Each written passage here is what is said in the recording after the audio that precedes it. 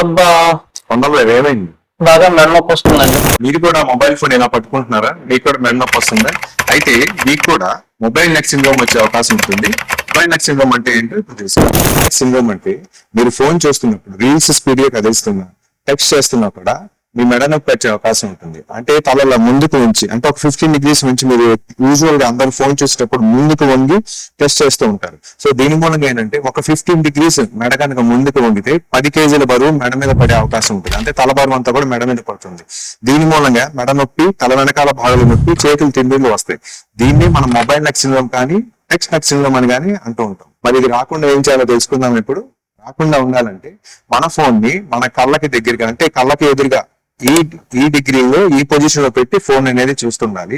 Usual గా screen time అనేది ఎంత తక్కువ చూస్తే అంత మంచిది. సమయానుకూలంగా మీ పోస్టర్ అడ్జస్ట్ చేసుకుంటూ ఉండాలి. అంటే ఒకే పోస్టర్ లో ఎక్కువ సమయం అనేది ఉండకూడదు. మెడ అనేది అటు ఇటు రొటేట్ చేస్తూ ఉండాలి.